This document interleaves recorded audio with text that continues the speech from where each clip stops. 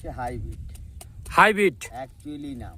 Welcome to my YouTube channel. Hello বন্ধুরা, আমি গ্রামের ছেলে বাবু। দেখতে পাচ্ছ আজকে এসেছি যে বিষয়টা হচ্ছে এই যে বীজ, এই যে দেখতে পাচ্ছ ধানের বীজ, এই বীজটাকে এখন কিন্তু ভিটামিন দিয়ে স্প্রে করা হবে। এই যে আমাদের দাদা আছে, নাদরদা, দেখতে পাচ্ছ এই মেশিন দিয়েই কিন্তু ভিটামিনটাকে এখন স্প্রে করা হবে।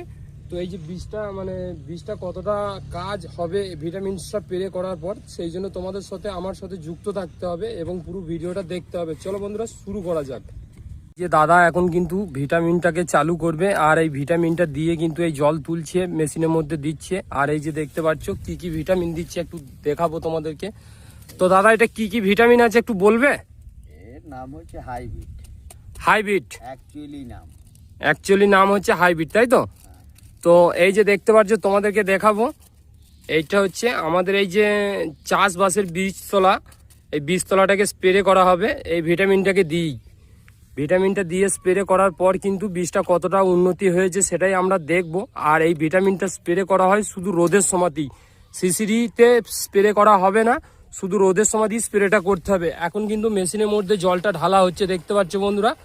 তো বন্ধুরা, পুরো ভিডিওটা তোমাদেরকে দেখতে হবে আমার চ্যানেলের থেকে, অতি অবশ্যই দেখো এবং জানো আর কিছু বিষয়ে শেখো। তোমার নাদর সাঁতরা। তো দাদা, এই যে বীজটা তুমি স্প্রে করলে ভিটামিন দিয়ে, এই বীজটা কতদিন পর রোয়ানা হবে? এখনো সপ্তাহখানেক ধরুন। সপ্তাহখানেক লাগবে, তাই তো? তো দাদা, কতটা এই যে বীজটা আছে কতটা চাষ করা হবে? আড়াই বিঘে চাষ করা হবে। তো বন্ধুরা দেখতে পাচ্ছ, আড়াই বিঘে চাষ করা হবে। তো দাদা, চাষের বিষয়টা তোমার কতটা গুরুত্ব এবং কতটা দায়িত্বহীন? আমি সবই জানা আছে, বীজ পাতা থেকে ধান রোয়া কাটা সবই জানা আছে। চাষির ছেলে, ওগুলো কি আর না জানা?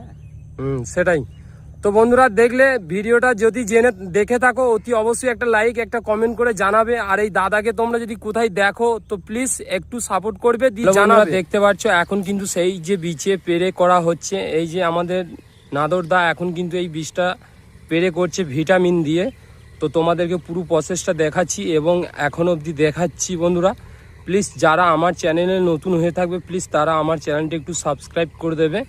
আর যারা এখন অবধি ভিডিওটা দেখছো তাদেরকে বলবো প্লিজ একটি লাইক একটি কমেন্ট করে জানাবে যে তোমরা ভিডিওটা দেখছো কোথা থেকে। কারণ এই যে গ্রামে থেকে চাষবাসের কাজ, সম্পূর্ণ কাজটাকে তোমাদেরকে তুলে ধরেছি। আর গ্রামে থেকে সমস্ত রকমের চাষবাসের কাজ এই দাদা কিন্তু করে থাকে। কারণ এই দাদার ভিডিও আমার প্রায় ইউটিউবে অনেক হয়ে আছে।